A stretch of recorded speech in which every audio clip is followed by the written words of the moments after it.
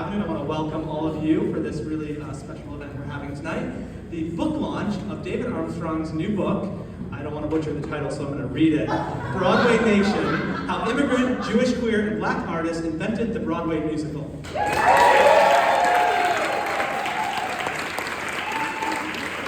are so thrilled to be doing something we don't do at the Fifth Avenue, host a book launch. Usually we sing all the time, so this is a new event for us. But I also want to take a moment and thank all of you for being here. You are our supporters. You are the people who make things happen at the Fifth Avenue. You are supporters of David's, and we're just thrilled to have this group of people here tonight to celebrate what is a pretty momentous occasion for our dear friend and amazing past Emeritus Artistic Director, David Armstrong.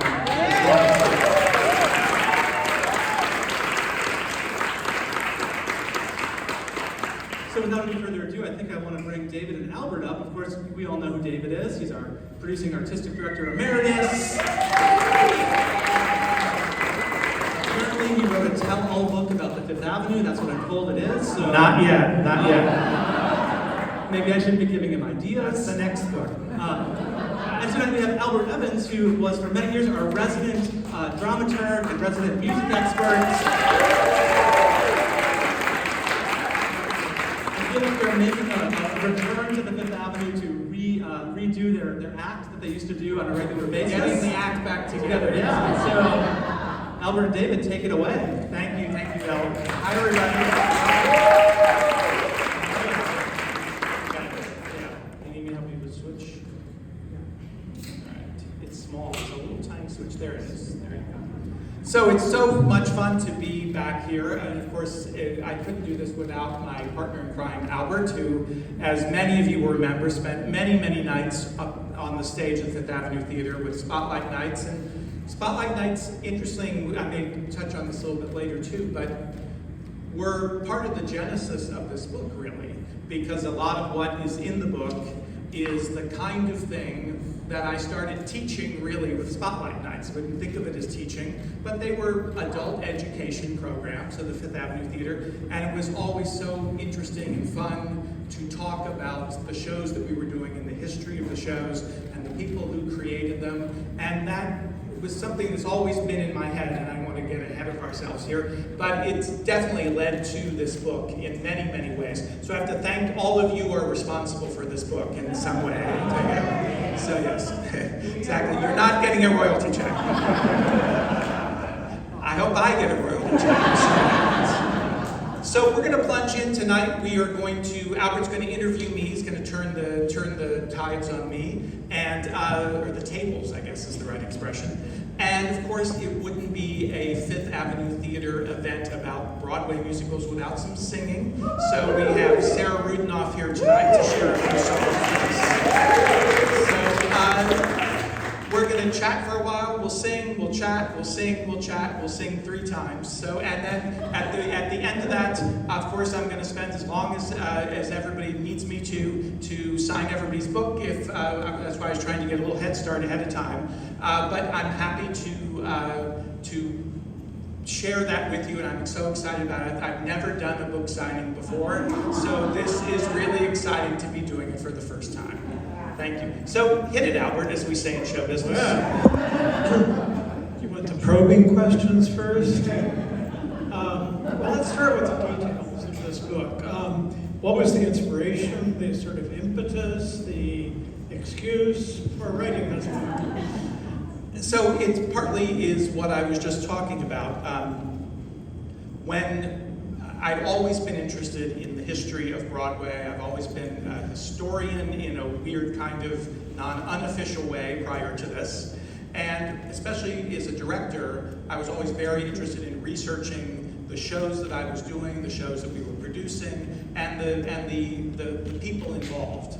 So when I stepped down from here in 2018, the University of Washington approached me, the School of Drama there, about creating a course to teach about the history of the Broadway musical. And that is, so it was right then I started thinking, well, what do I want to teach? What's my approach to this? Because there's lots of ways you could teach that subject, and it's a big subject. It's a big book because it's a big subject.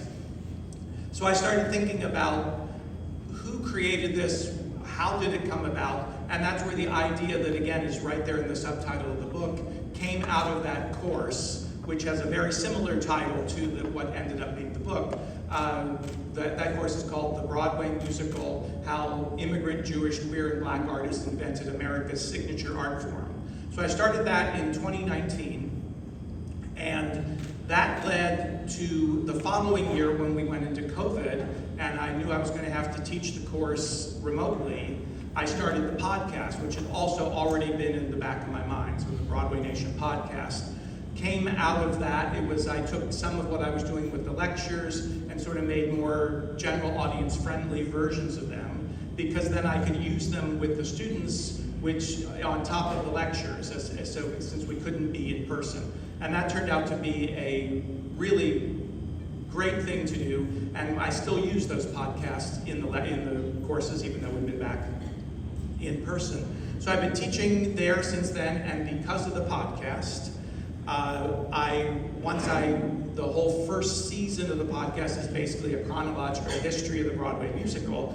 But then, when I was done with that, the podcast sort of evolved into an interview podcast where I interviewed other authors who were writing books about various facets of the Broadway musical. And it came to be that several of them were published by Bloomsbury Publishing. Mathew and Drama is an imprint of Bloomsbury Publishing. And my editor and publisher, Don O'Hanlon, knew about me from the podcast and then asked me if I would be interested in writing a book. So it was the perfect scenario, sort of the scenario of my dreams, to have someone ask me to write a book, as opposed to just putting it out there and seeing if someone would take it. And so that's where it started. I've never written a book before, and I wouldn't recommend writing a 400-page book the first time out. But that was what the publishers wanted. They wanted a full history of the Broadway musical that would focus on these groups, these really significant groups who really did almost in a major way, I'm trying to think of the best way to say this, but the contribution of those immigrant Jewish, queer, and black artists to the Broadway musical is far above anybody else's. Together, that is the majority of the invention of the Broadway musical comes from those artists, from these marginalized groups. And so part of the focus of the book is to shine a light to make sure they get their due in a way that they don't always in histories of the Broadway musical. And also, this information has been talked about before in various other books, but usually just one segment of it. There's a great documentary that was on PBS about the Jewish influence on the Broadway musical. I believe for the first time, this is the first time it's being all brought together to tell to fold everybody into the story and tell the story from that standpoint. Did I cover what you asked me? I should read this book. Albert was there almost every moment of writing this book. Albert, what do you think about this? He's so bored with this book, I'm sure.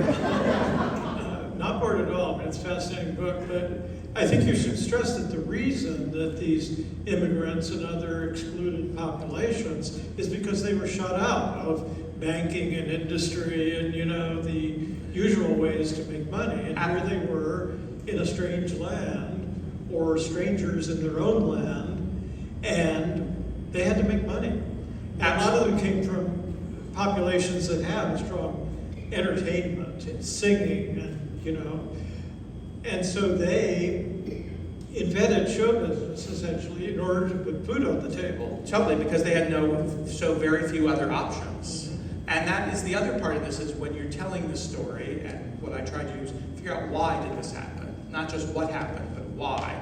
Why is this particular art form that becomes at the center of American culture for so many years, for half of a century, and is still, very toward the center, maybe not as much as it was during the golden age of Broadway. But why do we celebrate this art form that came from people who were pushed out of almost everything else?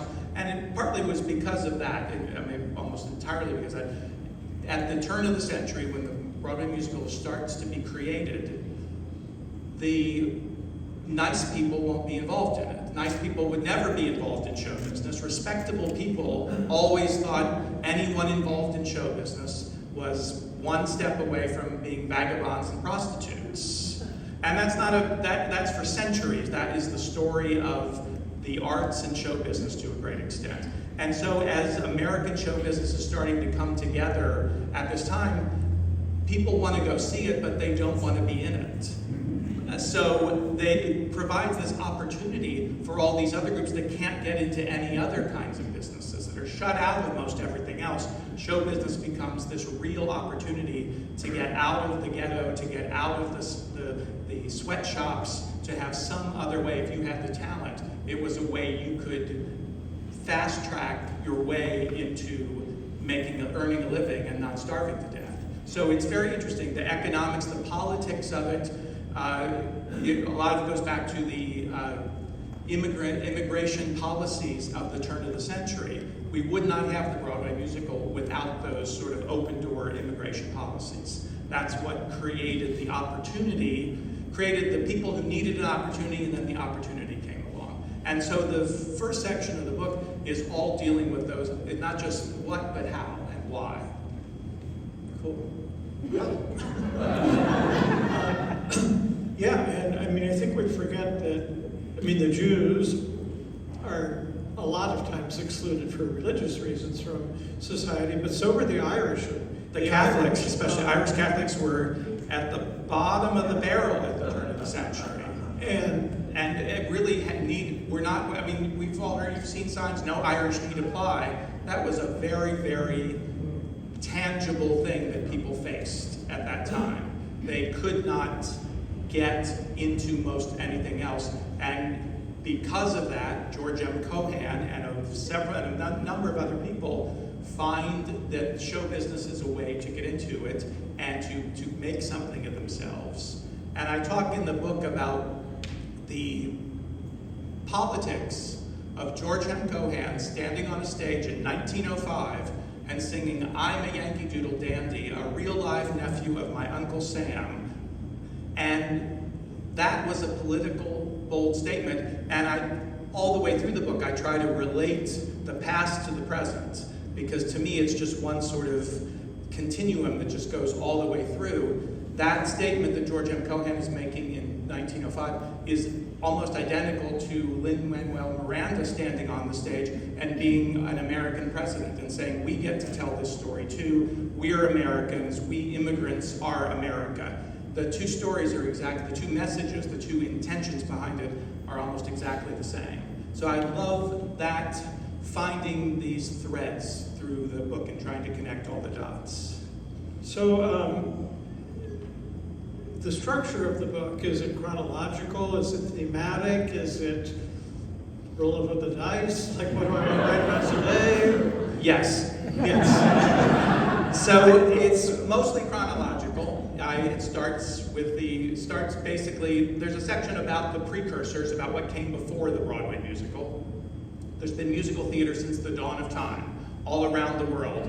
It's actually embedded in our DNA. I found this one fact that there's neurons in our brain that were just discovered in 2022 that only respond to singing, not to instrumental music or to talking. So there's something that turns on when singing happens. So why? We don't know. But so right there, it's this inherent thing that we do as humans, is make musical theater. And all around the world, everybody's made many different kinds of musical theater. And the most recent one is, and now it's 125 years old, but is the Broadway musical. It's the latest incarnation of that. And so we start back at the dawn of time, and then we go through the history of the musical up to pretty much the present day, as close to this moment as I could get with a book that had to be published and printed and everything. And then the final section talks about the great themes of the Broadway musical. I think we're going to talk about those a little later. But yeah, and then in the middle is a sort of what I call the intermission of the book. The book is Act 1, Act 2, Act 3, Act 4, Act 5, with an intermission in the middle that traces one of those, what I call legacy chains I was sort of alluding to before. The Broadway musical uniquely, I think, is like a medieval craft.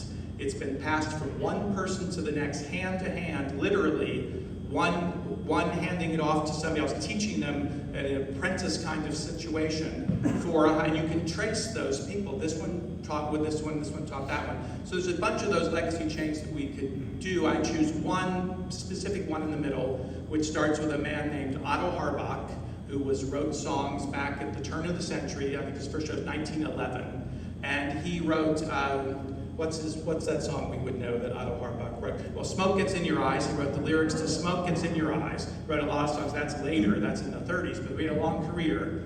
He was the direct mentor of Oscar Hammerstein II, who, and they were matched up by Oscar's uncle, who was a producer. They wrote together. They worked on shows together. And then finally, Oscar went off on his own. Then Oscar, very famously, is the direct mentor of Stephen Sondheim. Basically trains him how to write musicals from childhood.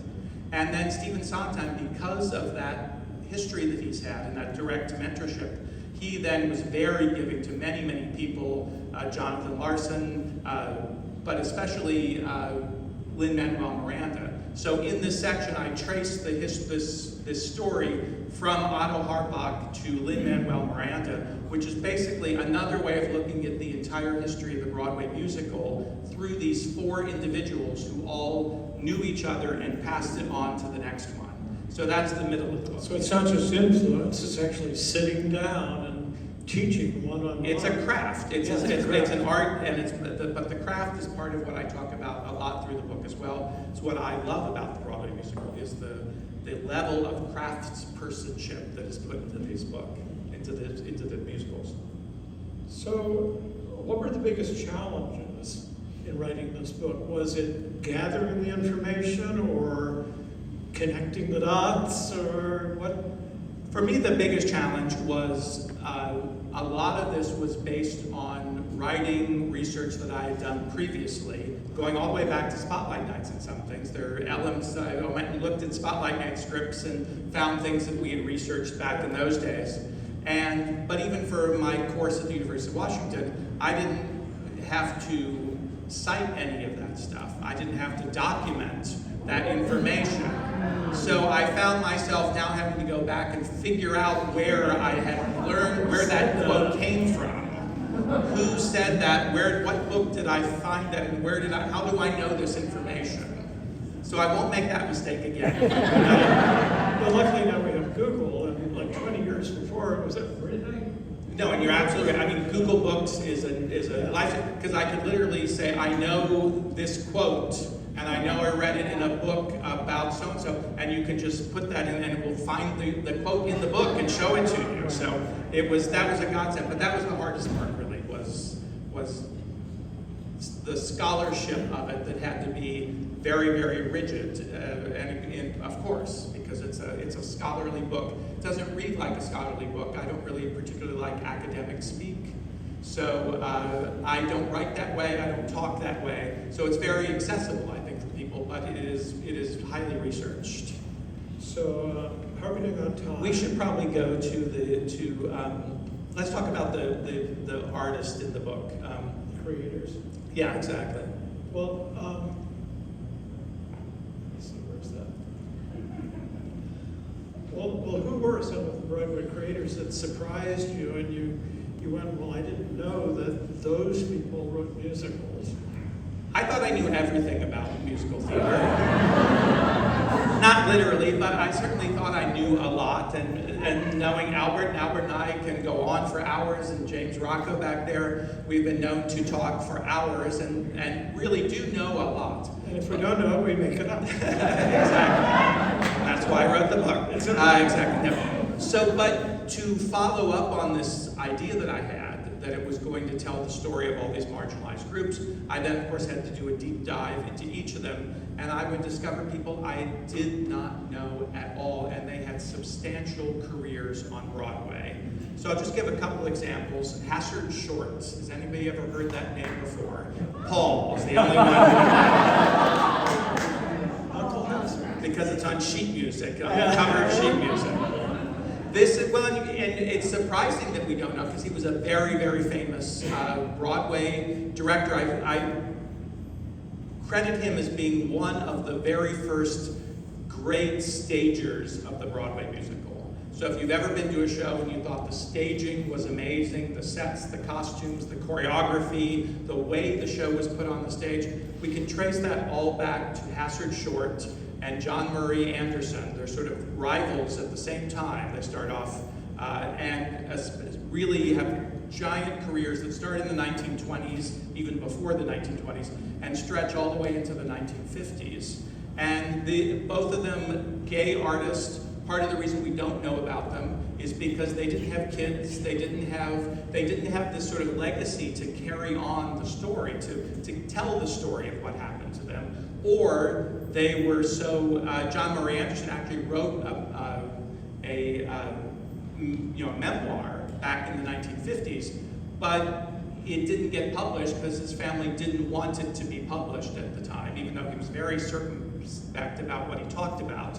But still, it was just the idea. We went through a very conservative period in the 50s and the 60s, and people's stories got stopped. So that's just one example. There's so many black artists that what I didn't know, and I'll talk about it this way. There are two decades of black Broadway musicals that are almost entirely forgotten and never talked about. One of them starts literally, their first show is 1895. And so all the way through the first decade of the 20th century, there are dozens of musicals on Broadway. Now that's a time period when touring is really the theater business. And if you did a show on Broadway, it would be there for a few months, and then it would go out on tour and tour all the way to Seattle, many of these shows did. So there's about a dozen shows by that were hit shows by black artists that we just have completely been almost forgotten. Then that goes away. We go 10 years and there's no black artist on Broadway for a number of reasons, some of which you can imagine. And then there's a second decade during the 1920s, well until the Depression, which puts the kibosh on so much of Broadway. But we know that first show that starts that second period, which is Shuffle Along. Many people have heard the name of that show. There was even a Broadway musical just a few years ago that was sort of about that show. But what we don't know is that show sparked 20 more black Broadway musicals created by black artists, writers, directors, choreographers, and stars. And there's this, which is happening right, so that show kicks off the jazz age on Broadway. And all the other people are influenced by that show. Irving Berlin is literally sitting behind. U.B. Blake was the composer of Shuffle Along, and he also conducted the orchestra. And I don't know how many performances, but many, many times Irving Berlin would sit in the front row right behind him so he could talk to U.B. Blake during the show and tell him how great the lyrics were and how amazing the show was. They had to add a special performance of Shuffle Along, what they called a midnight matinee. We started at 11:30 on Wednesday night so that all the white artists that were in Broadway shows could go see it. And so what fascinates me is this intersection between these artists, because anybody who's ever done a show been involved in the theater in any way, shape, or form, everyone's on top of each other, talking to each other, communicating, feeding off each other all the time. These things did not exist in a vacuum, but somehow that's the story thread I really want to trace even more and try to get forward in this book. So those are some of them. And of course, then there's the women. And I didn't bring my book up here with me. I'm going to have to borrow borrow this. Yeah. I was very, very crafty, and maybe some of you, maybe I'll run and get it at some point, but while Sarah's singing. I need the one I have that I pasted so I could read that. There will be a brief intermission. It was very crafty, and then I didn't do it. So there are women are part of the story too. They're not exactly in the subtitle because, of course, there are women in all of those groups that we talk about. Those include women. But what we don't know is how much women have been so much involved in the history of the Broadway musical, in the process and the product of the Broadway musical, way beyond what people think. And the first one we'll talk about tonight, so we thought what we would do for music tonight is only do songs by the women artists tonight. So, sort of shine a light on them the way the book tries to do. We're going to start with a woman named Dorothy Fields, which is a name many people will know. She's not an obscure person at all. And we talk about, there are many artists, sort of like the ones I was talking about before, that you probably don't know their names that had significant careers. Dorothy Fields is a name you might know, but I think most people don't understand the impact of her amazing 50-year career on Broadway. She had a career that stretches from the vaudeville era to the rock and roll era. She goes all the way and writes in those genres. Utilizing her natural gift for direct language and this keen ear for slang that she had, she wrote some of the best-known standards in the American songbook and some of the most famous musicals. She was born into a showbiz dynasty. Her father was Lou Fields, who was the famous vaudeville team of Weber and Fields. And Joe Weber and Lou Fields were both Polish-Jewish immigrants who came to this country as children literally destitute, not speaking English. And they become crucial inventors of vaudeville and also the Broadway musical. Dorothy's brothers were named Joseph Fields and Herbert Fields, both of whom wrote dozens of Broadway musicals. And Herbert Fields especially is this great sort of unsung gay artist who wrote 35 hit Broadway musicals, wrote the books for them, for collaborating with Cole Porter and Rodgers and Hart, who all of them gave credit to Herbert Fields for the success of their shows back in the day. Like most successful Broadway figures of his generation, Lou Fields, the father, did everything he could to keep his children out of show business. Clearly he failed at that. He made one big mistake with Dorothy, though. He assigned her the task of organizing his scrapbooks. And, she quickly became fascinated with what critics had to say about those shows, what material had worked, what material hadn't worked. So she became obsessed with show business through this process. And a short time later, a friend of hers suggested that she try her hand at writing lyrics. Now, I just want to mention one thing about Weber and Fields. Among the many legacies they have that are still with us today, they seem to have invented that famous joke, "Who was that woman you saw? Who was that woman I saw you with the other night?" "That was no woman, that was my wife." We've heard that joke. Nobody ever heard that joke before Weber and Fields invented it. So this will figure into this story in a second. So she writes this song with an Irish-American composer named Jimmy Mathew, and they get hired to contribute to, the song gets picked up for a low-budget review, and that's when Lou Fields tried to put his foot down, saying, no, you're not going to do it. Ladies don't write lyrics. And she said, "I'm no lady, I'm your daughter." The song made it into the show, but then it got cut, and then the show flopped. But then it found itself into another show, and that producer, Lou Leslie, originally Louis Lazinski, hired them to write the whole score for that show. It was called Blackbirds of 1928, and that song would go on, come on up for us.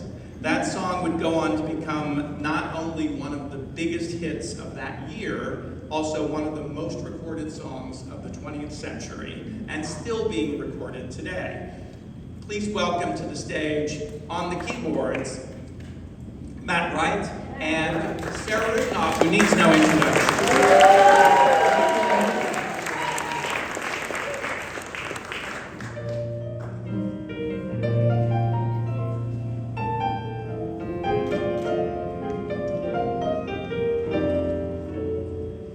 Gee, but it's tough to be broke, kid.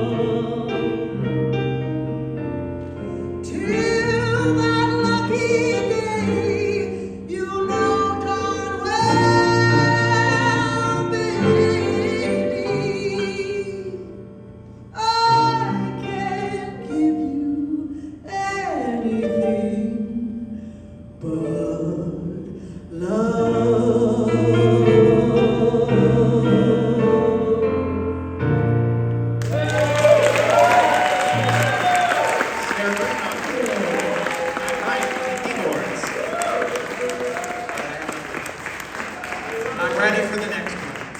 Thank you, darling.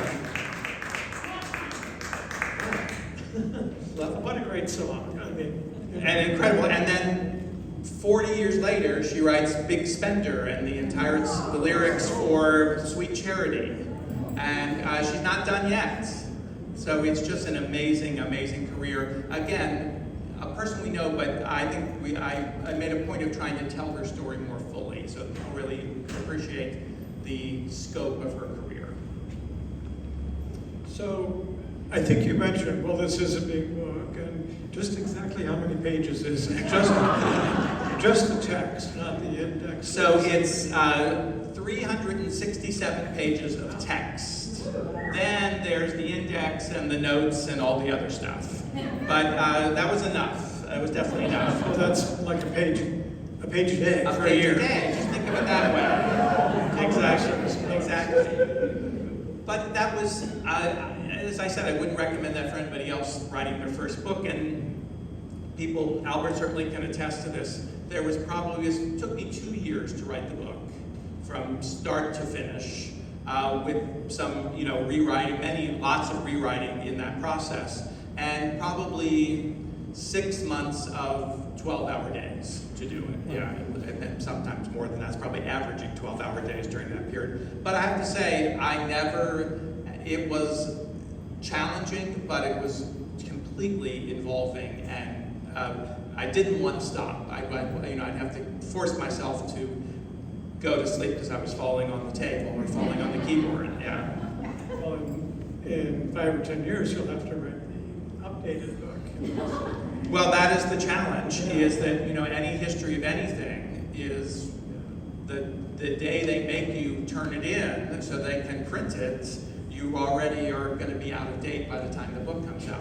I was very lucky because I was able to push them up through. I wanted to make sure I knew what the results of this most recent Tony Award. So the book was mostly done, but I wanted to know what. So I wouldn't say there's a tremendous about this past Broadway theater season, but also the last part of the book in some ways is the hardest to write because we don't know what's going to be history yet.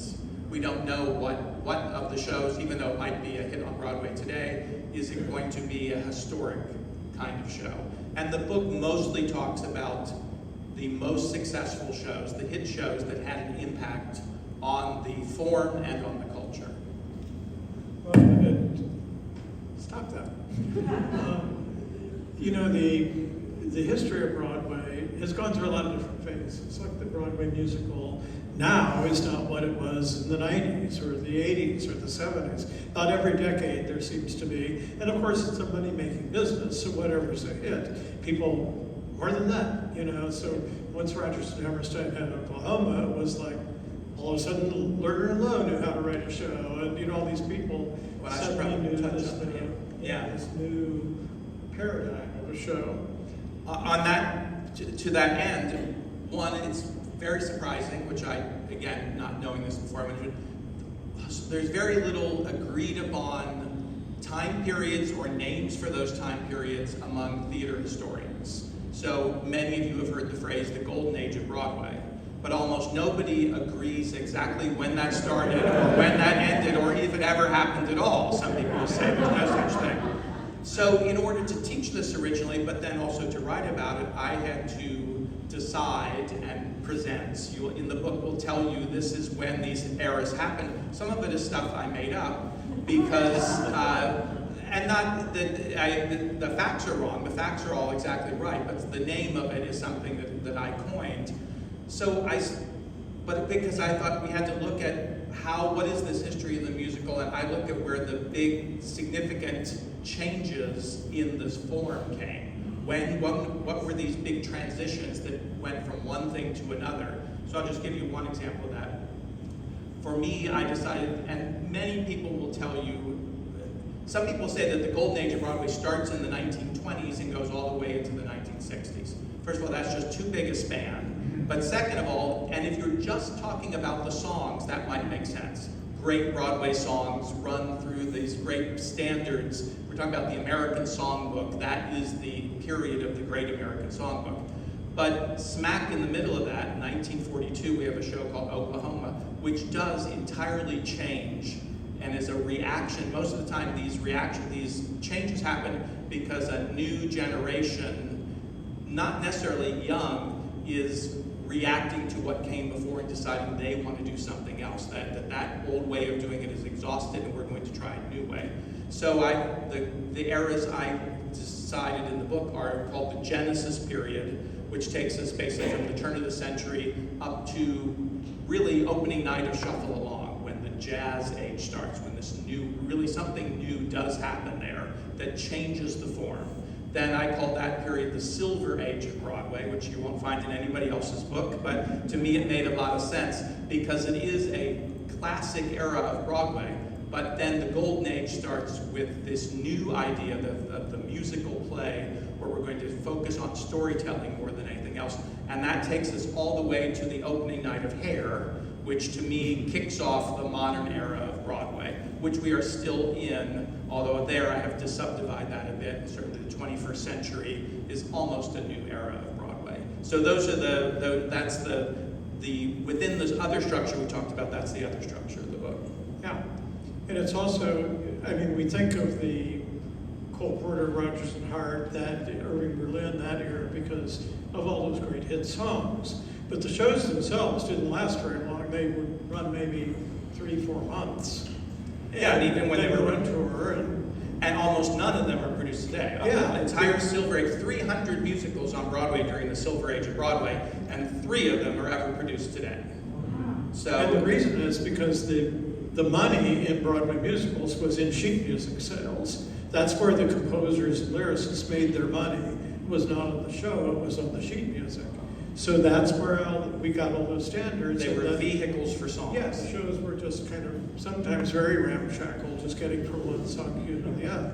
And then Broadway became long-running hit shows that could be revived again and again, and that's where the money was. And part of that is the stars were part of the main focus of the Silver Age shows. Mm-hmm. And when we get to Rodgers and Hammerstein, there might be stars in those shows when they open, but those shows then can run for years and years without stars in them because the show is now the star. So again, it's how the form changes along the way. I find really, really fascinating. What else do you want to know?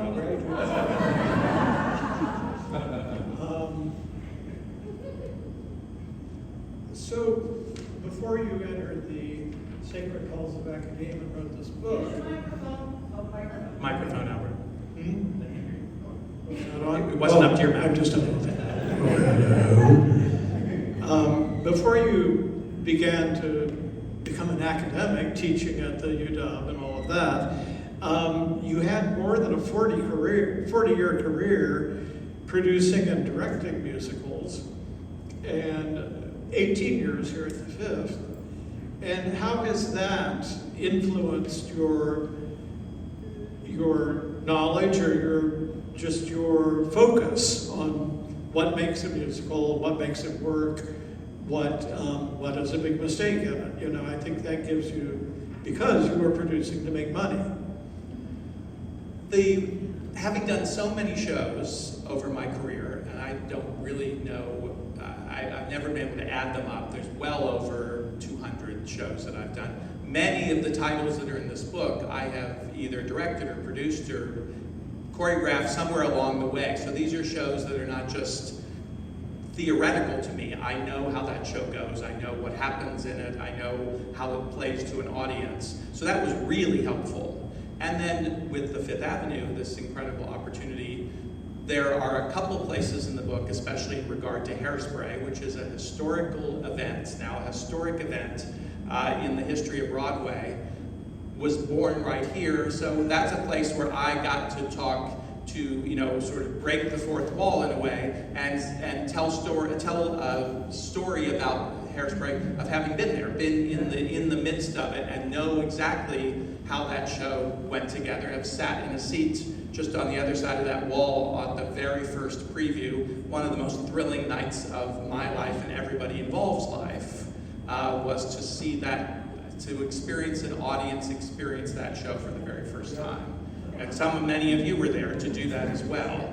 And it's something that we were part of history, so it was great to be able to have that opportunity.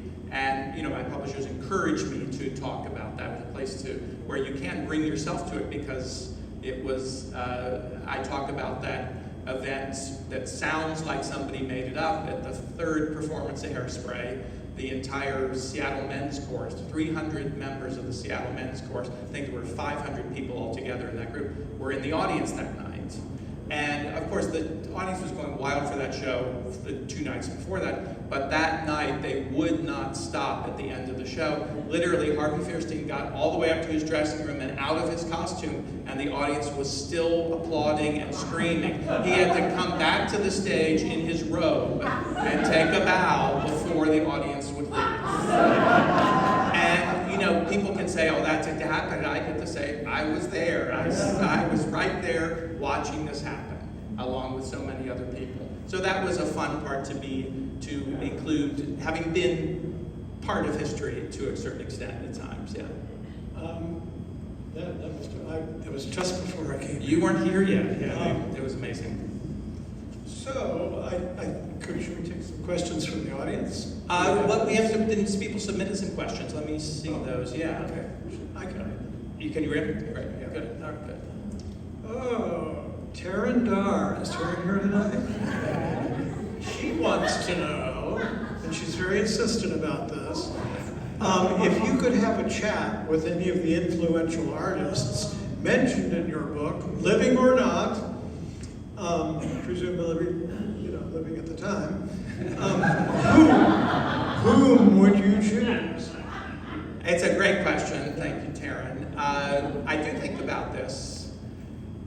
I'm very drawn to the era of the Silver Age of Broadway and that whole world of Cole Porter and who's writing shows with Herbie Fields at the time. So I think I'd love to go back and just be a fly on the wall with that particular group, especially of gay artists that figured so prominently. Cole Porter, I said, Noel Coward, Herbie Fields. There's many of them listed in the book from that era who there was this little bubble of time where they were about as out as anybody could be in American history without literally being, out. And that will go away in the to a certain extent in the 30s and really in the 1950s. And so I think that would be just to be a fly on the wall and get to hear those artists talk about making a musical at the time. And of course, they're working with the great stars of all time, Ethel Merman and Mary Martin and all those people at the beginning of their career. So I think that I'll say Herbert Fields is actually who I'll say, but Wit and Friends. Wendy Kellen. She here? Yeah, right down here. Oh, good. I can barely see my page, not anyone in the audience.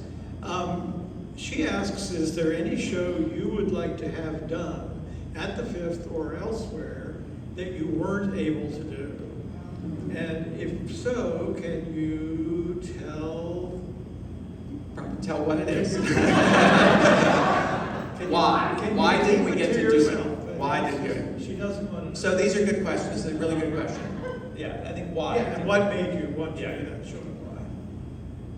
The first one that comes to mind is Of Thee I Sing, the Gershwin great Pulitzer Prize winning musical from the 1930s about politics, about a presidential election, and which has the president getting impeached in the second act of it, and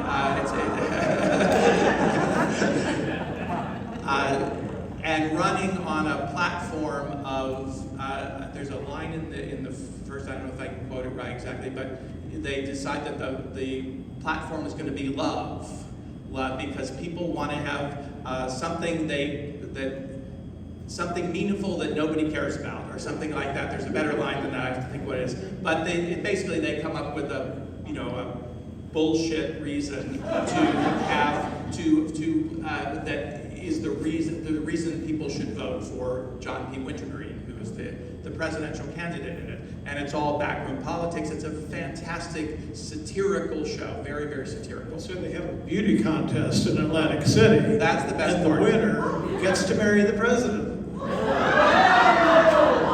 After the president is unmarried, and so because he's running on a platform of love, they decide they're going to have a contest to who's going to be his first lady, and they literally run it like the Miss America pageant.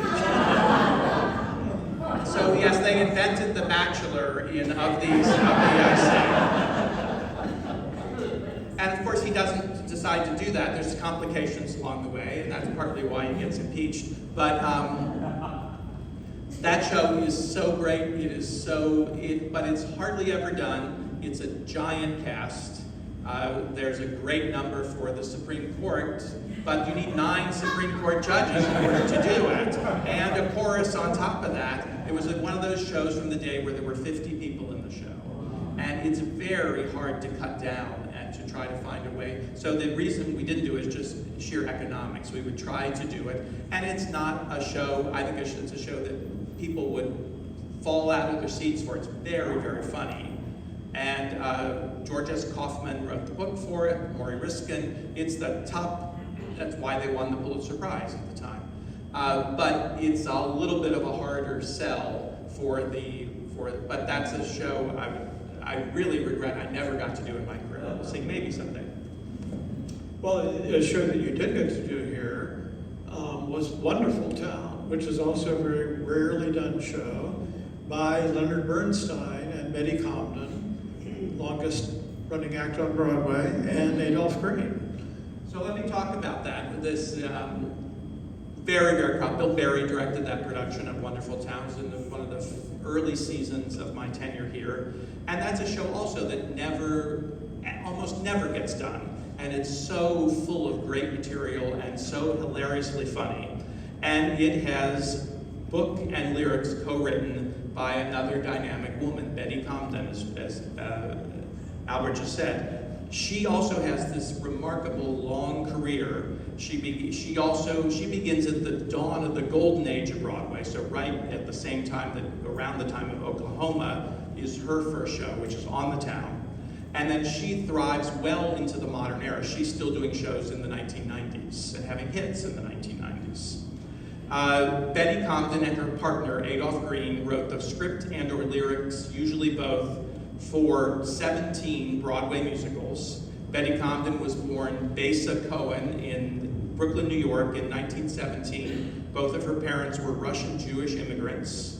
Adolph Green was born in the Bronx in 1914, and his parents were Hungarian Jewish immigrants. Working in collaboration together with several of Broadway's greatest composers. So over their career, they wrote the lyrics, but they worked with many composers, including Leonard Bernstein, Julie Stein, and 2 shows with Cy Coleman. They wrote 9 shows with Julie Stein, and 2 with Leonard Bernstein. Comden and Green created hit shows such as On the Town, Wonderful Town, Peter Pan, Bells Are Ringing, Applause, Lorelei, On the 20th Century, and The Will Rogers Follies was their last show. And that was a giant hit.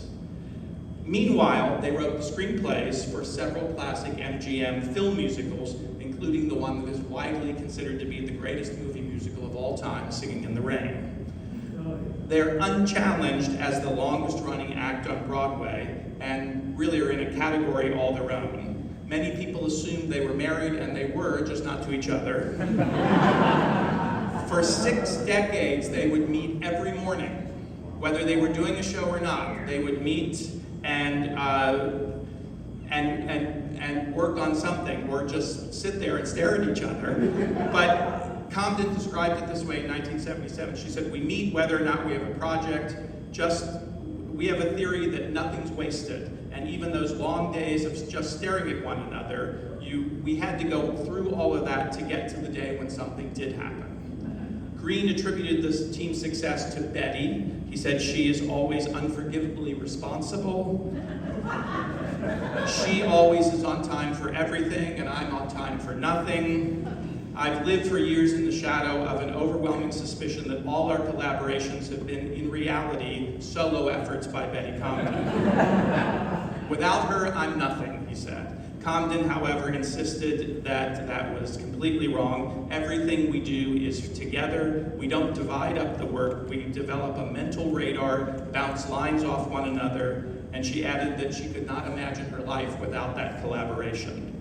All of the musicals that Comden and Green created feature strong female characters, and all of them are vibrant, transgressive women who break the rules and defy the conventions of their day. I'm going to ask Sarah Rudinoff and Matt to come back here. Sarah's going to recreate a part she played on the stage. Taryn Dara was in that show. Matt Owen was in that show. Paul, were you in the pit? Susie Hunt was in that show. Bill directed. Jamie Rocco choreographed that show. So there's a lot of people in the house. We should just do it now. Hit it. There's a conga line. Somebody has to carry, like 8 guys carry me down the stairs. All right. Get Ruth Sherwood's new bestseller, 100 Easy Ways to Lose a Man. Chapter 1. Now the first way to lose a man. You've met a charming fellow and you're out for a spin. The motor fails and he just wears a helpless grin. Don't bat your eyes and say, what a romantic spot we're in. Just leap out, crawl into the car, tell him it's the gasket, and fix it in 2 seconds flat with a bobby pin. That's a good way to lose a man. He takes you to a baseball game, you sit knee to knee. He says the next man up at bat will bunt, you'll see. Don't say, ooh, what's a bunt? This game's too hard for little me. Just say, bunt? Are you nuts? With no outs, 2 men on base and a left-handed batter coming up, he'll walk right into a triple play, just like it happened in the 5th game of the World Series in 1923. That's a sure way to lose a man. A sure way to lose a man. A splendid way to lose a man. Just throw your knowledge in his face. He'll never try for second base. 98 ways to go. The third way to lose a man. The lifeguard at the beach that all the girlies adore swims bravely out to save you through the ocean's roar. Don't say, oh, thanks, I would have drowned in just 1 second more. Just shove his head under the water, scream, let's let it running, and race him back to shore. That's a swell way to lose a man. You've met your perfect mate, and it's been love from the start. He whispers, you're the one to whom I give my heart. Don't say, I love you too, my dear. Let's never, ever part. Just say, I'm afraid you've made a grammatical error. It's not to whom I give my heart, it's to whom I give my heart. You see, with the use of the preposition to, who becomes the indirect object, making the use of whom imperative, which I can easily show you by drawing a simple chart. That's a fine way to lose a man. A fine way to lose a man. A dandy way to lose a man. Just be more well-informed than he. You'll never hear, oh, promise me. Just show him where his grammar errs. Then mark your towels, hers and hers. Yes, girls, you too can lose your man if you will use Ruth Sherwood's plan. 100 easy ways to lose a man.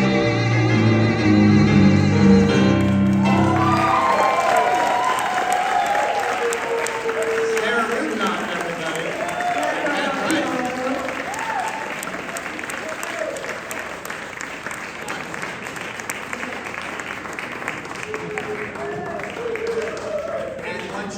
When you learn about Betty Comden, you just hear her writing that song. That song is so much in her voice and so captures the essence of her. I don't know if I have any questions here, do I? You do. You have one more section. Oh, pages. So one of the challenges of writing a history of Broadway musical is, as we mentioned, that time marches on, and of course, to some extent, every book like this will be out of date before it's published. So how did you deal with that? We talked about that a little bit, about how you got it through the Tonys in this year. Yeah, it was, again, mostly it was just through begging my publisher to say, give me another week before I turn it in so I can find it, because I wanted to be able to at least complete that section of the story. But part of it was also then you can't end up writing a book like this without trying to think of where is the Broadway musical going.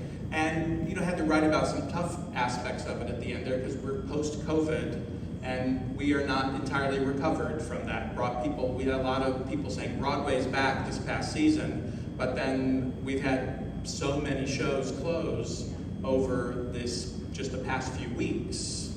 And one Broadway producer told me, and I quote this in the book, is that the audience is down by 25% and expenses are up 25%.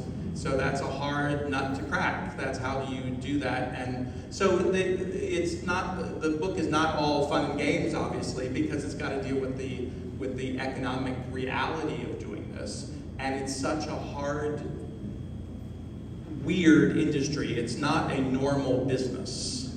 And I'll just give you one example of this. So it's a fact, and 1 out of every 5 shows that opens on Broadway ever returns its investments. So 4 out of 5 shows close losing money, many of them their entire initial investment. And yet, at the exact same time, the 2 most highest grossing entertainment properties in history are Broadway musicals. So The Lion King is number 1, which has grossed about $10 billion. Now, that's not counting any of the movie versions of The Lion King, just the stage versions around the world. $10 billion. Second to that is Phantom of the Opera, which has grossed about $6 billion, which is more than Avatar, more than all the Star Wars movies put together, more than anything else. So that dichotomy is really hard to wrap your head around. How can it be? And there's the old saying that you can make a living, but you can make a killing, but you can't make a living. And that's the nature of this art form, which is a business. It's always been a business, but it's a business that becomes, because it's so labor intensive, it becomes more and more challenging to do. So that's partly with dealing with where the musical is at the present moment. But if you read David's book, you will be so well informed and so knowledgeable that your investments are a sure bet. I wish that were the case. The problem is nobody ever knows what's going to work until it's on the stage. And that's why you have to love theater and the musical in particular to be an investor, because it's exciting. It's very exciting. You get to go to parties, you get to the thrill of opening night, and then the reviews the next day, and then you go jump off the bridge. But no, it is very exciting for people, who can afford to invest. It's very exciting. So, once you have caught us up today, and maybe, volume 2, or, whatever you choose to do, or the mini-series, the final section of your book, though, does take a slightly different turn from the format of the previous chapters. Can you tell us about that? Yeah, it's my favorite part of the book, and my favorite part is based, again, on the course I teach, is after I've caught us up to this present moment, I talk about the 3 great themes of the Broadway musical. And this is, again, something I had to discover along the way, is there are 3 themes that are so dozens and dozens of Broadway musicals revolve around these particular three themes, and many of them revolve around two or all three of them at the same time. And what it reveals is that the Broadway musical is actually, even though it's sort of perceived as and it is this wildly entertaining, glossy entertainment, what's actually the writers, the creators are writing about is actually very serious themes underneath it. So the three great themes of the Broadway musical that you will find repeated over and over again, first and foremost is transgressive women, is what I call it. Women who are at the center of these stories, who do not do what society is telling them to do, either in the story that they're in or even in the time period when the musical is done, and yet the whole musical celebrates them, celebrates their transgression, and the audience, of course, celebrates them, because that's what we go to see. We go to enjoy these women defy society. And people don't think that that's what musicals are about, but you can look in my book and you'll see 45 musicals, famous musicals, that this is the case. Second great theme revolves around issues of equity, social justice, diversity. Again, I have a list there, I know how many's in that chart. There's 35 musicals, great, famous Broadway musicals. There's a lot more beyond that, but again, I'm focusing on the ones that have the biggest impact. So that is ubiquitous throughout, from really starting even before Showboat. Showboat is often given the credit as the show that starts that, but it actually goes back before that. This is the subject, which makes sense given who the creators of the musical were, that they would be interested in these issues. And the third one is community, and specifically the vital importance of forming functional, healthy communities. And what's so interesting about that is I came to the conclusion, again, from reading these shows, watching the shows, listening to them, is that they're telling us all the time that the way you succeed at forming a community, because it's always telling you that every story is about conflict, so it's going to show the conflict within that community. Ultimately, though, the conflicting parties, the two parties that are at war with one another, have to compromise. And everybody has to give something up in order to have a community, which couldn't be more at odds with the moment that we're in right now in our culture. But I do think that these musicals are giving us a great lesson in that, and they're doing it in this sort of subliminal, subversive way that we are almost entirely unaware of. And yet that is what musicals are about. One of the examples talking about something from Wright today, we're going to end with a song that was written by another woman, and one of the most recent Tony Award winners, not from this past season, but the season before that, Shana Taub, who wrote the musical Suffs, that everyone at Fifth Ave is going to get to see in just a few weeks. And because it's opening its national tour here at the Fifth Avenue Theater. And this is a musical that combines all three of those themes. Right there, that's what this musical is about. But it's by far not the only one. What's the biggest musical hit in our culture at the moment? Wicked. You know, we've had that movie that is now the highest grossing movie musical Broadway adaptation of all time. And from what I hear about the second part of it, it's going to win the Academy Award next year. That apparently the second half of it is even more impactful than the first half. So, and that is about all three of those themes. It's a transgressive woman who defies society. She's green, and society is, and has to figure out how to deal with the oppression that comes at her because of her color. And it's about a community. It's about how do we save our community? How do we, against fascism in that particular story. But it's so interesting to me because what I hope the book helps people see, and maybe they'll be unhappy when they see it, is that musicals musicals matter because they're about very serious things. They just do it in a way that you don't on the surface understand immediately, or because of you're just dazzled by everything. But subliminally it's coming along. So we're going to bring Sarah back for one more song, and of course Matt at the keyboard.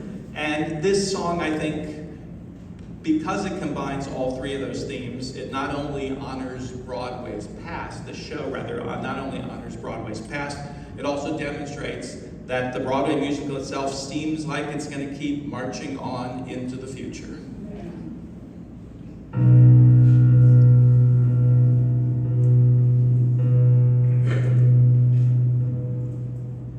I won't live to see the future that I fight for. Maybe no one gets to reach that perfect day. If the work is never over, then how do you keep marching anyway? Do you carry your banner as far as you can, rewriting the world with your imperfect pen, till the next stubborn girl picks it up in a picket line over and over again, and you join in the chorus of centuries, chanting to her, the path will be twisted and risky and slow, but keep marching, keep marching. Will you fail or prevail? Well, you may never know, but keep marching, 'cause your ancestors are all the proof you need that progress is possible, not guaranteed. It will only be made if you keep marching on. Keep marching on. Keep marching on. And remember every mother that you came from. Learn as much from our success as our mistakes. Don't forget you're merely one of many others on the journey every generation makes. We did not end injustice, and neither will you, but still we make strides, so we know you can too. Make peace with our incomplete power and use it for good, 'cause there's so much to do. The gains will feel small and the losses too large. Keep marching, keep marching. You'll rarely agree with whoever's in charge. Keep marching, 'cause your ancestors are all the proof you need that progress is possible, not guaranteed. It will only be made if you keep marching on. Keep marching on. Yes, the world can be changed. We've done it before. So keep marching, keep marching. We're always behind you, so bang down the door and keep marching, and let history sound the alarm of how the future demands that we fight for it now. It will only be ours if we keep marching on. We must keep marching. We must keep marching. We must keep marching. We must keep marching. Come on, keep marching. Keep marching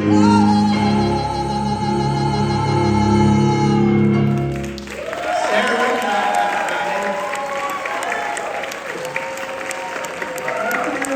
Matt Wright.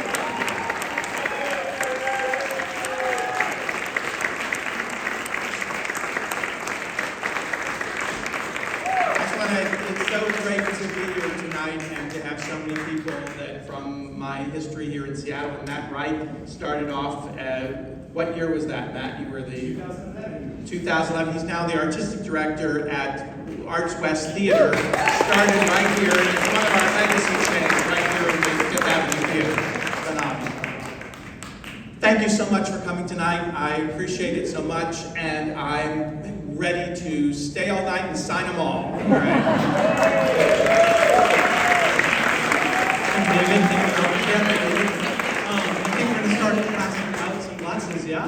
My colleagues are going to get some glasses passed out. Yep. Great, because we want to do a toast. Before we do that, I want to say a couple things though. First of all, thank you, Albert, for interviewing David. That was amazing. David, thank you for sharing those insights about the book and how you wrote it. Thank you to Sarah and Matt for joining us tonight. Thank you to all of you for supporting everything we do here at the Fifth. I do want to make a slight ask. We're coming to the end of our fiscal year. If you're moved by what you see here at the Fifth Avenue Theater, there is an easy way to make a donation. We accept any size as large as you like tonight. So, a couple zeros at the end are great. Rachel can help you with that. We have gifts for you, little special signed gifts. So if you give a gift tonight, any size, she'll give you a gift. So we'll do that. How are we doing on getting the glasses? I'm tap dancing as best I can. Hey, does anybody have a question for David? Does anybody have a question for David? Yeah, we'll do that. I have a question about the use of, Article 6. I was expecting 6 white women. Did you see them? Yeah. Or for a black president. That's, the theater seems to have wonderfully become colorful. Absolutely, and it's certainly often theater people are the first people to be sensitive to these changes in the culture and to be wanting to fulfill them, to help them move forward. So I think that often comes from artists just tend to be in the same wavelength as whatever kinds of liberation is happening. And the whole aspect of something I talk about in the book a little bit is that a musical is a liberating experience. It has a liberating effect on the audience. You walk out from seeing Suffs, which you'll see in a few weeks, ready to take on the world. They function as a moving, emotional story and sometimes as sort of a pep rally also as well. And in a very positive way. So I do think it's because theater people, artists, are just naturally inclined to and in tune, and because every step of the way, you'll see this in the book, the Broadway musical is exactly reflecting what's going on in the culture. And the culture is affecting what's happening on the Broadway stage. So you can't really separate the two things. Yeah? So 2025, I've observed, seems to be so far the year of very short runs on Broadway as in having shows canceled and refunded. Do you think this is temporary, or how do you think this will impact new works going to Broadway, or maybe they'll try for off Broadway instead? I'm pretty sure commentary is on this issue. I mean, certainly no one intends the show to run that long, and the shows can't possibly survive. There can be limited runs with big stars that work their economics to have short runs. But none of those shows that closed they just, for whatever reason, couldn't build an audience. And it's the challenge of, it's happening right here in Seattle. We broke habits during the pandemic. We broke the habit of going to the theater. I know, I'll just give one example, is I never remember still to take my bags into the grocery store with me, because during the pandemic you weren't allowed to take your bags in. And somehow that, even though I know it, I have them in the car, I just don't take them in, because that's a weird little habit that just, I think, exemplifies we broke the habit of people going to the theater, going to things, and how we're going to get out of that, I don't know. I wish I had a crystal ball. It is getting better. People are coming back. People are coming back to downtown Seattle. People are coming back to Broadway. But making it happen fast enough, and are we forever diminished? I don't know. That'll be a challenge to see. I'll take one more hopefully more positive question. Yeah. Yeah. Is there a gem or a story that's left on the writing room floor that you want to share? What kind of story? Like a gem or something. Oh, a great story that didn't make it into the book? I don't think so. I think I tried to make sure, especially that, and you know, it's not a book of gossip and things like that, but there are some great stories and some great funny stories. There's an Ethel Merman story in the book that is priceless. I won't tell it now, but there are. These are big personalities, so there are times when you get to do, especially. It's not a book about their personal lives, but their personal lives figure into who they are sometimes. So that was fun to write about. Off the top of my head, I can't think of one that do this on the cutting room floor. Cool. Are we ready? I think we're ready. Great, yeah. All right, thank you. All right, so we have all the class, yeah? Congratulations to David Armstrong on his accomplishment. Writing any book is no small feat. You have created a moving, informative tribute, a long overdue standing ovation to people at the heart of making musical theater what it is today as we know it to be. Thank you for uplifting those who transform the American stage into a mirror of our complexities, contradictions, and collective dreams. Congratulations on your brilliant book. May it be read widely and taught passionately. To David.